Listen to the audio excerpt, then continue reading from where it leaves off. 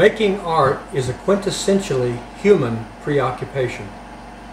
We are the only animals that produce artifacts for purely aesthetic reasons. The impulse to create something new, beautiful, and meaningful arises out of the deepest nature of being. It is being's creativity that fires the human nervous system with the impulses to create and organizes those impulses into orchestrated, fruitful activity. Making art is a very strong internal impulse. It impels the human into action, although the goal and end result is hazy and uncertain. True art does not know where it is headed. By definition, it is seeking to produce something completely original, something that has never existed before. This is one of the most exciting, compelling, rewarding activities that a human being can undertake. It is also one of the most mysterious, as it throws the human consciousness into a partnership of co-creation with being. Imbued with the experience of touching into the deepest nature of being and its unfolding, making art totally absorbs the attention. It is an addictive activity.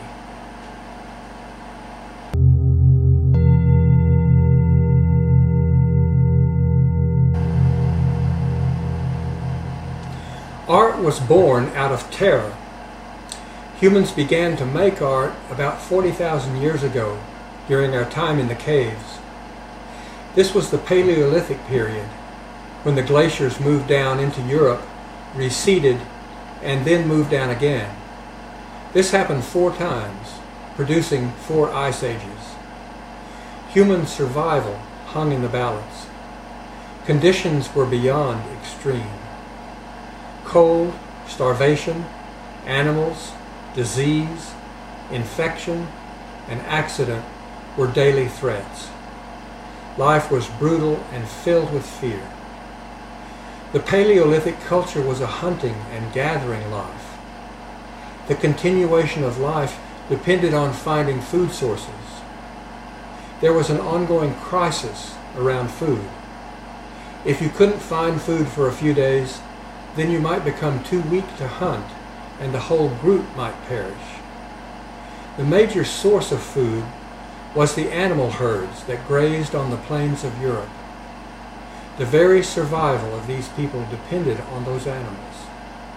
They felt themselves to be intimately linked to the animals. The animals were considered to be divine, to have souls, and to be an integral part of a great chain of life.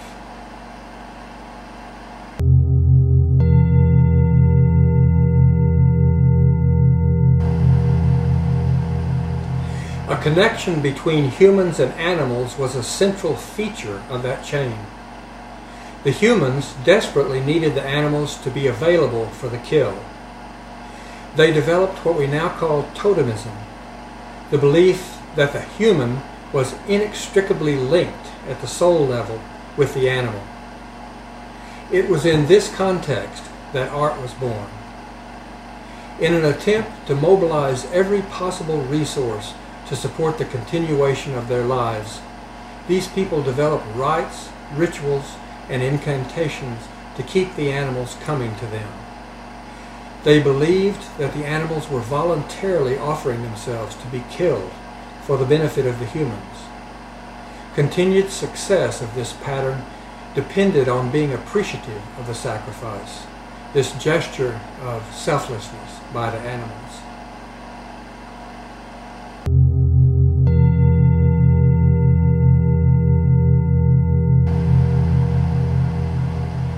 As part of these rites, men began to make pictures of animals and the hunt on the cave walls. They were magical pictures. They most probably depicted the successful outcomes of future hunts and perhaps thanksgiving for hunts already successfully completed. This was a deadly serious game.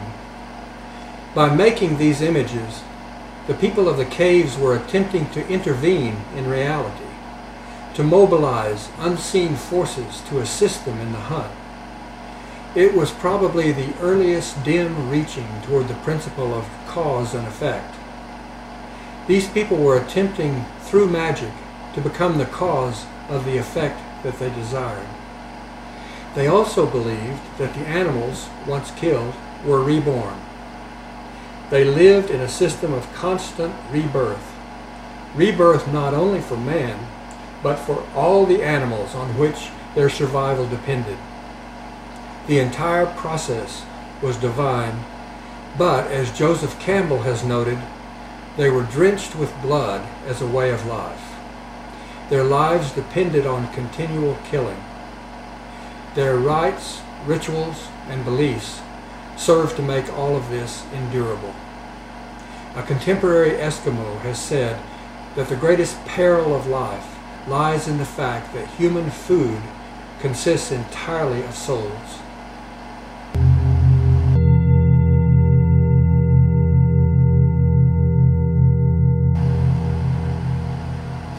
Out of this cosmology of killing, coming out of a fear of annihilation, art was born.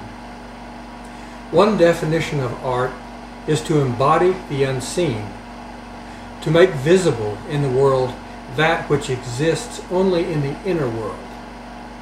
This definition applies equally to the ancient people and modern humans.